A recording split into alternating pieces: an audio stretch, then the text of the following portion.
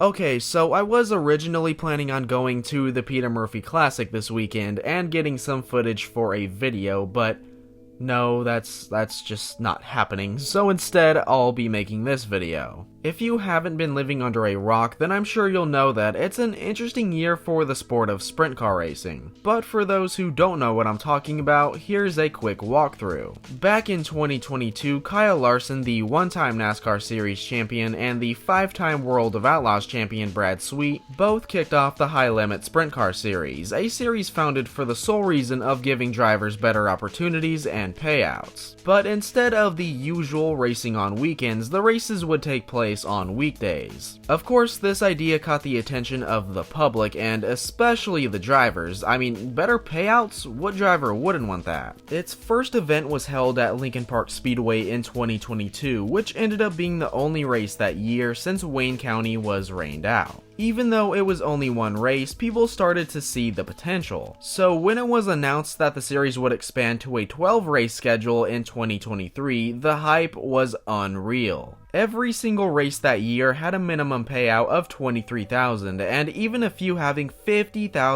payouts. The season ended in a nail-biter with Kyle Larson beating Rico Abreu by just 7 points. High Limit upped the ante in late 2023 after announcing that the series will be going national in 2024, and on top of that, the All-Star Circuit of Champions was bought out by High Limit. Once the word got out, many fans were scratching their heads wondering who's gonna leave the Outlaws and who's gonna stay. Well, let's just say a lot of drivers have chosen High Limit, like Brad Sweet, Rico Abreu, Tyler Courtney, Casey Kane, Brent Marks, Jacob Allen, and even a few rising stars like Corey Day and Brenham Crouch. Of course, on the Outlaw side, they still have a pretty stacked roster with Donnie Schatz, David Gravel, Carson Macedo, Gio Scelzi, Logan Schuchart, and Sheldon Haudenschild staying loyal with the series. They also have a few drivers competing in their rookie seasons like Buddy Kofoid, Bill Baylog, and Landon Crawley. The number one question people are asking is it gonna last? Well, we won't really know the answer to that until the time comes. You may have heard the saying history repeats itself recently when this topic is brought up, and that is because there has only been 2 separate occasions where a split has occurred with the Outlaws, and each of them did not last for more than 1 year. On April 16, 1988, a group of sprint car owners met up in Memphis, Tennessee to discuss their frustration with the World of Outlaws. A total of 14 teams voted for the idea of a new organization or union of some sort. Another meeting took place 2 weeks later in Des Moines, Iowa, where they came up with the name the United Sprint Association, with Larry Clark chosen to be the sanctioning body's president.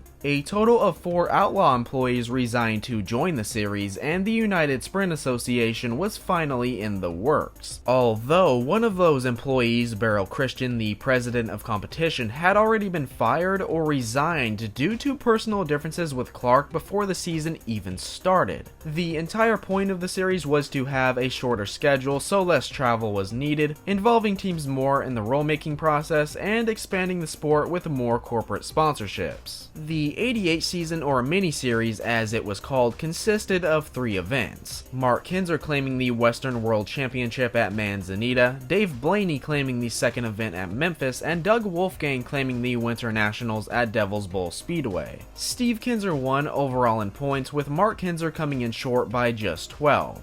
For just those 3 events, a total of $100,000 was paid. That of course pleased the drivers, and it was doing very well success-wise. The future of the USA Series was looking very bright. In early 1989, plans for a $3 million 47-race schedule were revealed. However, once this was announced, some promoters came forward claiming that they never signed any contracts for the series, nor did they want to. This was a huge red flag, because why would you announce a race schedule when it's not even fully planned out? Nonetheless, the series went on to sanction a 50-race schedule. In a shocking move, 4 prominent drivers for the Outlaws at the time left to go full-time with the series, those being Sammy Swindell, Mark Kinzer, Dave Blaney, and Steve Kinzer.